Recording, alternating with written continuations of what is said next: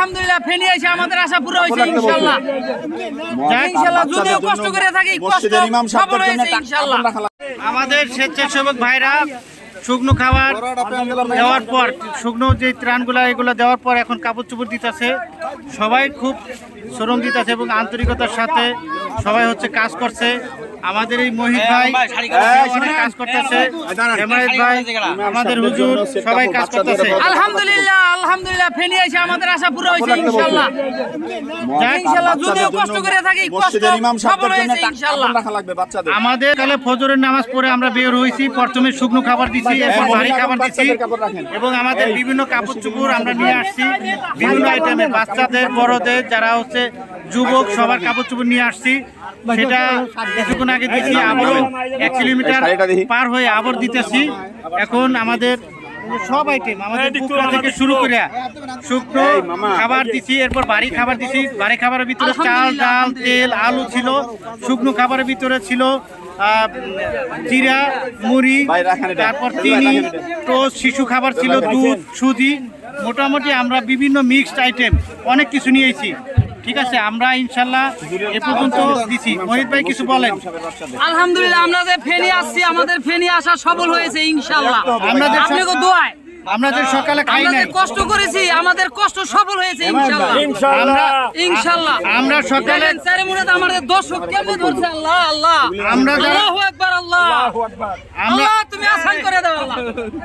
আমরা যাকে দিছি তাদের আনার সম্ভব হচ্ছে না, কারণ তাদের হচ্ছে আমরা শো করতেছি না, আমরা নিজেদেরটা করতেছি।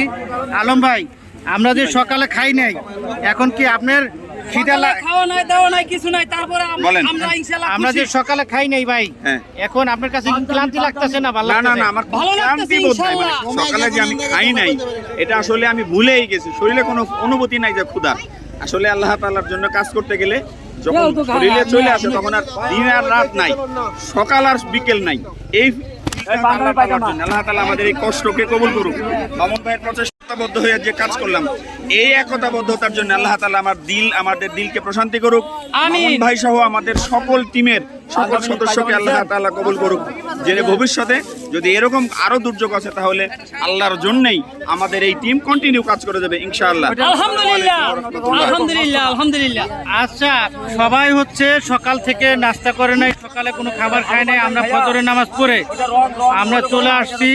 কারো ভিতরে কোনো ক্লান্তি নাই, সবাই খুব আন্তরিকতার সাথে কাজ করছে। এজন্য আমার টিমের যারা আছে সবাইকে হচ্ছে এই আমরা যে মানব সেবা সোসাইটি, শিবচর মানব সেবা সোসাইটি, এটা হচ্ছিল আমরা আরো 500 শিবচর নিয়ে আরো অনেক কাজ করব। আর মহিত ভাই আমাদের সাথে যেহেতু আসছেন, আশা করি আমাদের 500 থেকে এরকম দুর্যোগ সময় বা এরকম সময় আমাদের সাথে ইনশাল্লাহ থাকবেন। আলহামদুলিল্লাহ আলহামদুলিল্লাহ থাকবো। মানে হাতে যতদিন বাচ্চা আছে আমি ইনশাল্লাহ এই কাজে জড়িত আছি ইনশাল্লাহ। আমার আন্টির মতো ধরে খাবার যে কুসুম কাছে আমরা বলতে পারি না। এখন বাজে প্রায় 1টা, আর আমরা সকালে কিছু খাই নাই। এখন মধ্যে মানুষের পাশে আছি, ফেনীর পাশে। আমরা যতক্ষণ মাল আছে ততক্ষণ আমরা ফেনীর পাশে আছি। খোদা হাফেজ। আচ্ছা, আলহামদুলিল্লাহ।